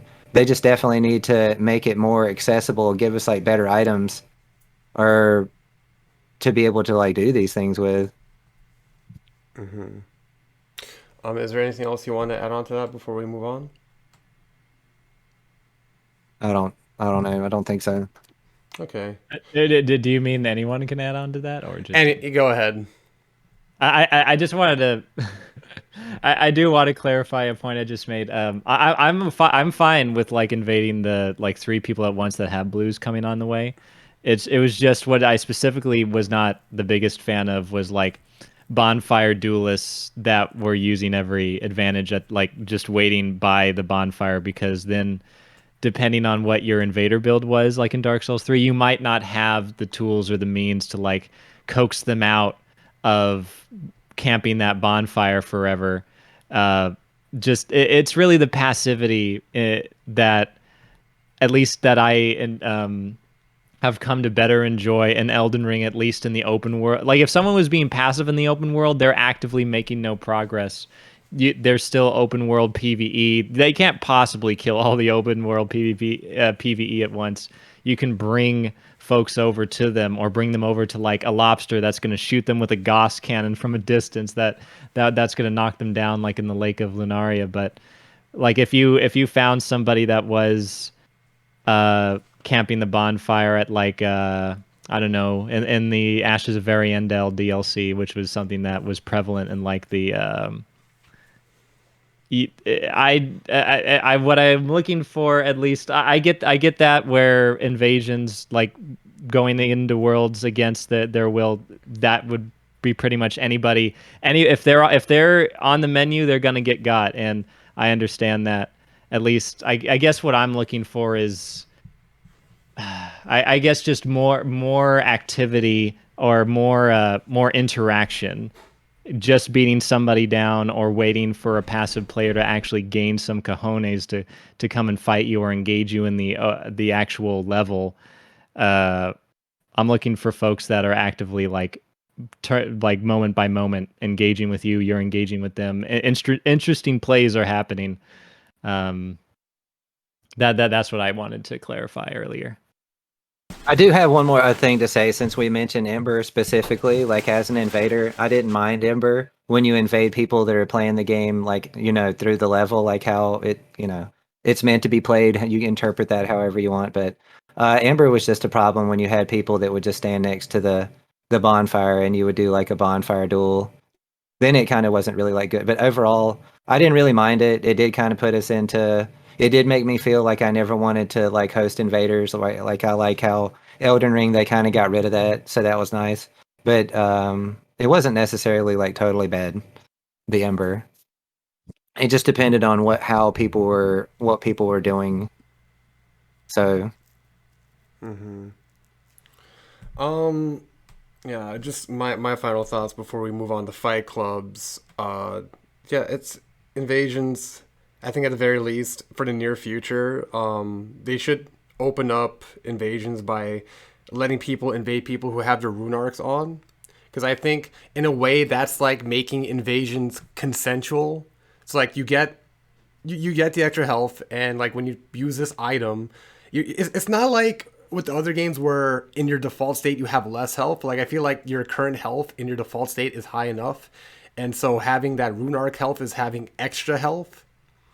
So like when you put that on, you get the extra health, and then you can be invaded as a solo host, and it makes invasions at least consensual in a way. I know that's a weird word because of what else that word is associated with, but it kind of works in this comparison, like making invasions consensual. So yeah, I feel like that's a decent band-aid fix for the current issue. Like where they can take it from there, I think it's just up to FromSoft's imagination. I feel like the current system, it doesn't. We're finding a lot of flaws with it. So hopefully FromSoft, they can think of something for future games where they can make invasions easier, but at the same time make it fair for the solo host. Um, so moving on, I wanted to talk about just fight clubs too. For us tournament hosts, you know, me, Brena, Enda, we've had a lot of trouble just like setting these up because of the current limitations with just summoning people. only being able to summon one red at a time, two if you have the tongue, and then like just not being able to summon in goals unless you have the boss alive. It's just there's just like a lot of things stacked on top of each other that makes just setting up fight clubs way harder than it was in previous games. I mean, you kind of look at it now. You can only really have two people fighting at the same time, and then once you're out, like you have to wait for the like once you're dead, now you have to wait for the host to summon you again, and you don't get to see the fight that's currently happening like you could in previous games. So I feel like the easiest thing to do is to allow you to have two reds, be able to summon two reds in the world, and then activate the Taunter's Tongue for a third red. This is like probably the easiest thing to fix in my opinion. But like how do you guys feel about the current system for fight clubs and summoning reds? Enda, we'll start with you. Well, I mean, it's kind of telling that in the last like 2 or 3 weeks, I've only, by just dueling randomly at the Academy Gate, I've only had one fight club, one person who was like specifically summoning in reds to fight each other. That's it. There has been one.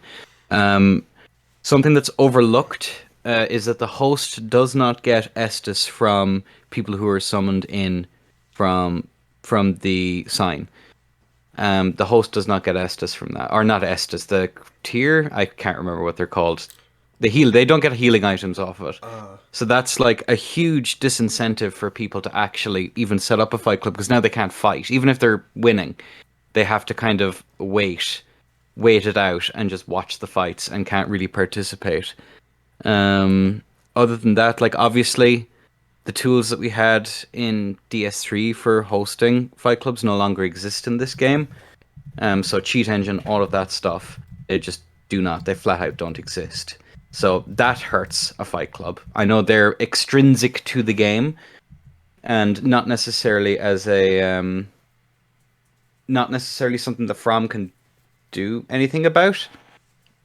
But it is frustrating that we don't have similar modes to be able to, you have cycling tiers so that we can stay on forever, basically, and fight each other until we get bored and stop. Infinite consumables isn't an option. That could be a game mode that From puts in, so we can just duel each other forever, for like, again, until we get bored. What else is like a problem of the current state of the game? And player numbers. I said it earlier. It's just like it's very difficult hosting a tourney now, wherein you can have basically 3 people in a world if the boss is dead, and having 4 people in the world constantly runs the risk of getting invaded. Which on PC, the easy anti-cheat backfires because people can turn it off, and in the middle of a tournament, that could slow things down considerably, or potentially even like you could be forced to scrap your character. So there's a whole bunch of stuff. There's a whole bunch of risks that in having that extra person in the world that can just hold up, because now you basically have to wait until they get in so you can jump off a high place and reset the world, which then takes time getting everyone back in. So it's a sorry state for both tournaments and for fight clubs. That really restricts us in what we can and cannot do. And I really think From should like make modes that add the quality of life features that Cheat Engine gave us to make PC duelists have all these tools, so that even console players can use them. Because you would see parity in the skill level across the board if we all had access to those same tools at all the time, and no one would have to feel left out or feel that they needed to use a certain system. What specifically tools are you talking about? So in Dark Souls 3, what we could do is we could turn on cycling tiers, which basically like when we reach 0 health, the tiers popped, and then we go straight back up to full health. So basically, you would beat someone, it'd be like the tiers would pop, but it would give you full health afterwards. Also, like limitless consumables, so you don't need to like reset the world or anything for people if they run out of items. They could just go on indefinitely. That's like they're 2 of the most important parts. There's other ones like being able to manually turn off your Ember and increase the summoning limit to a full 6, but I don't think From is going to be able to do anything about the current state of things outside of just increasing so you can have 3 reds in the world. that's more or less my thoughts on it. But that's really interesting that you brought up like how on PC they have that mod where, like, if tier pops, then you get your full health, and that's a way to kind of reset the fight without having to resummon people. That's No, very it's not interesting. always a good thing. It's not always a good thing because you can do that at any time. Like it's not like no partitioning of players or anything like that. So people could use it for ill intent in even in invasions. But that's what I was saying earlier on. Usually these cheats are like a double-edged sword. It's like you have like all of these advantages, but they sometimes come at a horrible cost. So just something to consider. Yeah, I would like to see FromSoft experiment with that, like just items dedicated for not just dueling but fight clubs too, because that sounds like a very interesting idea. Brenna, your thoughts? Yeah, you hit the nail on the head there, khknight. Like we need to be able to get 3 reds in at least. Like for a host to summon 2 reds is not even a fight club, and there's really not even any reason to do that. Like I've been fighting randomly, and somebody summons me in to fight some red. Like there's really not like another issue with that is like you only get the 1 physic. So if you're in a fight club and you physic, like you can't like rephysic. So they really kind of like dropped the ball. They seem out of touch with like the community in regard to like the fight clubs. Like I understand the player limitations because of we're limited by PS4 and Xbox like last gen, but what we had with Dark Souls 3 with the fight clubs was really good. So I think that was really interesting what Enda said about that kind of sounds like what they did with Fallout 4. Like you go into the game and then you just click some boxes and you can pick whichever mods you want to use. Like so, Enda saying you could like go somewhere and click some boxes or use some items or something like that and get like unlimited consumables or have like recycling tiers. Which goes back to what I said was I really hate to do it to them, but like item overload. But they really just need to give us like a whole lot of items that are tied to multiplayer and PvP that we could use in conjunction to be able to do this stuff. They just need to put in the effort. Like they said, Elden Ring is like, oh, like it's more welcoming to multiplayer. That it's so much more easy, but it's actually more closed off. There's less less items than ever, and there are way more items in Dark Souls 2, you know, or even in like Dark Souls 3 to like do this stuff. In terms of accessibility, it's definitely there more for PvE than PvP. Jim, what are your thoughts? I definitely. This is something I also have been thinking about. I do believe there will be actually be increasing the player limit, but with how they have structured the game as it is right now,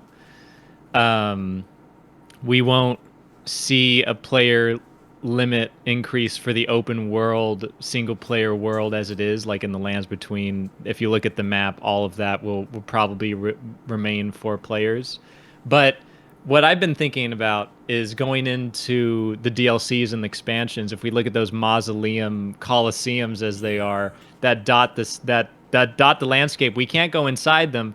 And there seems to be all of this lore, all of these signs that are pointing to what is going on inside of them, about how like the Radigan had these mausoleums dedicated to combat. We're gonna go inside of them, and what I've been assuming is that the player count will increase because this is like the undead arena that we're going to be having inside of them. Whether or not we're actually going to, like, some things we have to ask. Okay, will there be like 3v3s? Will there be 6-player brawls like an undead match? Will we have the option to activate rune arcs when we go inside of them, or will it be like the undead arena where everybody has no rune arcs and they have to use the health as it were? One of the biggest issues, at least in this game, when it comes to like time to kill, you know, the DPS, is that people die in 1 or 2 hits. So giving players more health would only be a good thing to extend fights out, and fights become more interesting, at least in theory. Then when they become more interesting, the longer that they last, and that the more chances that somebody has to maybe to punish mistakes or to come back from a potential like health deficit. Also, something I've been thinking as well, we're definitely going to be getting expansions that come out with new areas for the open world itself. And what I've been thinking is that probably the only way that we'd see a player limit increase of some kind to give like throwing a bone to the fight clubbers and to anybody who's summoning reds in the future would be to raise the player limit for specifically those open world DLC areas. What I've been thinking, the reason why the player count went down to 4 in this open world game is because they had to limit the the the performance load for players. They also had to make the game suitable for past gen, for PlayStation 4 and Xbox One, and those games are running solidly enough at 30 FPS. But you could tell that um, Elden Ring perhaps would have been better off just making it like solely dedicated for like next generation or for better hardware. And even on PC, it's still struggling because From Software itself doesn't really have a lot of experience Quick with. question: do you guys feel like the reason why we went back to 4 players is because of last gen? Like maybe it was just a hardware that was holding the game back? They said that. Mhm. Who's They they? told us that. Who's they? The developers, they said that they could not implement any more From players in Software, the world. Bandai. We could try to find this interview. Yeah, I mean, I would like to look it up. I don't know if we'll be able to do it within the amount of time we have left, but yeah, I would like to look that up. But so you're saying it is confirmed then that the old hardware is the reason why we're back to 4 players instead Yeah. of 6. Mhm. Okay, and that makes sense given that it's an open world game. But you think since we had Scholar of the First Sin, and on that for next gen consoles, they had it the player count higher.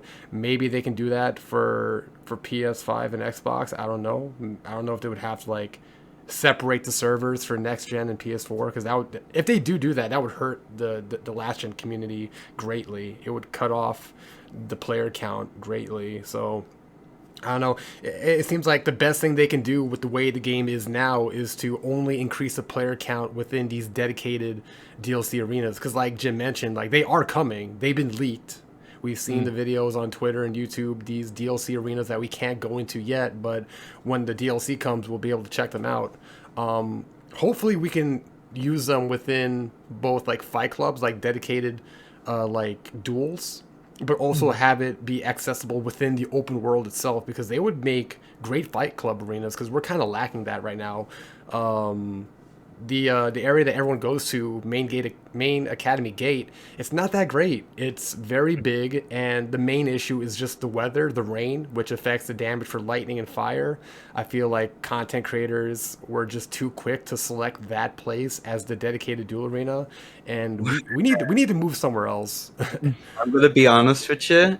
Unfortunately, it's still an improvement from first step. Yeah, Oh my, it was going to be Yep. first step. oh That's God. why. It's Oh, because God. we were just trying to get people to not go to first step. It was better than first step. Is Yeah. how it ended up being main gate. I give my vote for the bridge in between. So the bridge in Volcano Manor, Yeah. in between like the what was it the little chapel and the place where you fight the Apostle Noble or Yeah. the Godskin Noble. I've heard pray tell that there is performance slowdown on that bridge on PC, but at least on console particularly, it seems pretty stable. It doesn't rain there. The only potential issues would be like hazardous, like the being able to fall off the ledge, but I think that adds to its Yeah, charm. that adds to it, in my opinion. Well, one of the best arenas in like Dark Souls 2, for instance, was the area right outside the Blue Sentinel Chapel or Cathedral, where you fight both the dragon on it and right outside like old Dragon Slayer. That one was really good because that was asymmetrical and had a decently size to it, but everyone decided no, let's go to the Iron Bridge. This like not a totally flat surface, has like very narrow, but hey, if it's popular, it works. I'm sure that in the future, once we have DLC and expansions come out, there might be the opportunity for even better places to duel, and we can potentially turn the tide for wherever a majority of the duelists decide to go. I cast my vote in for the bridge. I hope that future DLC uh, areas that are secluded will also increase the player limit there, so we can get 6 players in an open world environment. But it would probably be secluded to those DLC spots. Yeah, I mean, just for Fight Clubs, just to reiterate, easiest thing they can do right now with the current system of only having 4 players, just let hosts summon one more red. So then at least we can. It'll make Fight Yeah. Clubs a little bit easier, make hosting tournaments a little bit easier, and then for being able to do 2v2s and 3v3s like the old games, we just gotta wait for the DLC and hopefully they add what we're looking for. So just before we wrap up, I just want to touch on one more thing, just about the community. Common sentiment that we're seeing on like Twitter, Reddit, YouTube is just people being very negative about the game, saying that this game is dead. You know, this game is so unbalanced, and I've seen this so many times. I've been playing since Demon Souls, and I see this with every game now. It's just people saying the same thing with Dark Souls 1, with Dark Souls 2, with Bloodborne. Oh, this game's unbalanced. This game is dead. And it seems like people are just so quick to forget like the state of those old games and how like when the DLC came around, the game got better. And we know DLC is coming for this game. The peak of every Souls game is always yeah, just because the leaks, Yeah. and plus this game sold so much, FromSoft would be crazy not to do DLC. So, and the historical precedent for these games is the peak of these games is the DLC update. When the expansion comes out and we get that big DLC patch, those are always the best parts of those games. So, I mean, my message to people who are like feeling down or feeling like a doomerist, patience. Just be patient. Like the fixes are gonna come, and the best is yet to come. Jim, what do you say to those people who are down about the game? I have talked about this at length, so I'm going to try to make my thoughts brief. You put it best. Patience is a virtue. We have seen this before. It's a shame that we still have to adhere or still have to wait for a relatively slow patch cycle from software because of just how insular their development, their communication with the community or lack thereof seems to be. This also flies in the face of how it used to be for like Dark Souls 3. We had a community manager that would regularly communicate with us, at least on Reddit, until that community manager moved on to elsewhere. But now, with how things are and how we have to wait every day, waiting with bated breath for improvements, the practically all I could say for folks is pay attention to history, look back at the dates for the patches of like Dark Souls 3, Dark Souls 2, Dark Souls 1. I could go over the examples of what they fixed when, but all folks really need to know is that changes will come. The biggest changes usually arrive when the DLCs and expansions come out, and especially after then. Year 2 and Year 3 Elden Ring will look vastly different than Year 1 Elden Ring. Even if all of that does not placate the anxieties and the frustrations, then the best thing I could say next is quite literally either pick up a different game or pursue other pastimes so you can relieve some of that stress, because at least for veterans out there, they should be able to see the writing on the wall. They should be able to tell that good change will come with time. Appreciate at least what you have now, which there is a lot to appreciate this game. It's a huge achievement. There's so much going on with it, so many working parts. You could do other things with your time in this game besides PvP or invade or duel. Try to challenge run. Try try to co-op within the bounds of like the normal game if need be. Try like one of those interesting things that you would see, like I don't know, that Iron Pineapple would try playing it like without attacking or without or with like fully loaded, like above 100% equip load. Again, so many different ways you can tackle this game. People will get immensely burnt out by just doing a subsection of things. But even if you do just do those subsection of things, those things will get better. I wholeheartedly agree. Enda, your thoughts? Oh, I think I've gone over however many stages of grief there are over the current state of this game. I'm in a very, very different boat to Jim, unfortunately. Only I don't think I've even finished the game, to be honest with you. I've been strictly PvPing and trying to sink my teeth into that. Um, it's a common thing that's happening across the gaming industry as a whole, but there seems to be a very distinct lack of urgency when patching a video game, and that can be that's not really a good thing, especially when we have so many eyes on the state of the PvP as is, and for people's first experiences with it to be what I can only imagine for an awful lot is pretty negative, especially if they're meta players or like looking at like the competitive side of the video game or like the duelist side of the video game.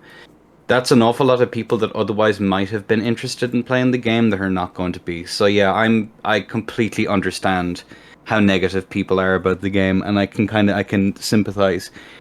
I'm fairly convinced they will fix it, but there was an awful lot of people who thought that the unscale glitch would be taken out of DS3, or Estes cancel might have been removed, or bow glitch, or any of those, and it wasn't. So I'm tentatively worried, and also like enthusiastic because this game is the most amount of potential that a FromSoft game has ever had.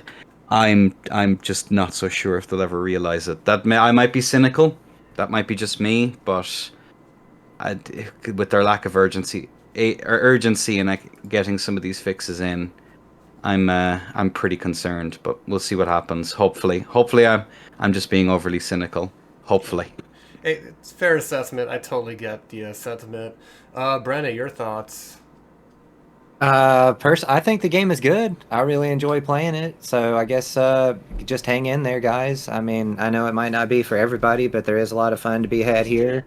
I guess like you guys put it best, like the patches are gonna come, like DLC is gonna come. We're gonna get a really big patch. For Dark Souls 3, they patched the game for a year and 4 months, so there's gonna be a lot. You know, if you already left, maybe you'll want to come back. And for those that are still playing and waiting for changes, then hopefully those will come for you. And for me, I'm enjoying the game a whole lot, and I kind of hope that they don't change too much because I don't. I kind of a lot of the requests that the community has is doesn't really make much sense. I mean, we're playing Elden Ring, we're not playing Dark Souls or Bloodborne or Dark Souls 4, so I mean, we're playing a different game. So I mean, I appreciate that. Okay. Amen. And amen. Before we wrap up, I just want to touch on one more thing. What I've noticed the most in the community is that the biggest complainers about the PvP, they don't play PvE at all. And Enda just revealed that about himself. He does not play PvE.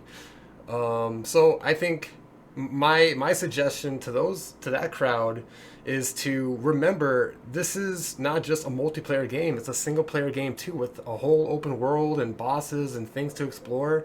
If you're tired of the state of PvP, take a break and go play the PvE.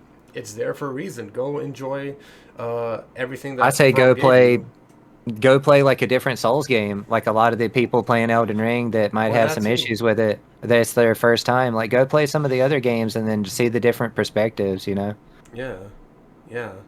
But again, like you don't just have to play multiplayer. I know that's the main reason why some of us are here, but that PvE is there, and to me, this is the best PvE ever. Um, I think the bosses are just way better than any of the previous bosses. But that's it. We're gonna wrap up there, gentlemen. Enda, Jim, and Brenna, thank you so much for your time. It was an honor to have you all on the show. Just again, thank you, and thank you to the audience for. If you've listened all the way to the end, thank you so much. You're the best. Thank you for supporting the show.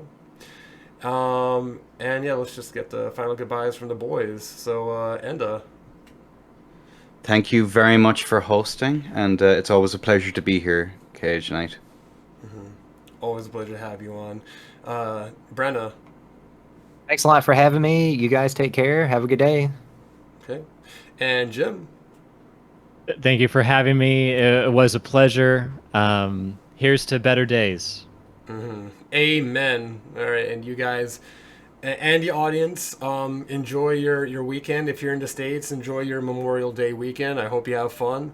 Thank you, and see you on the next one.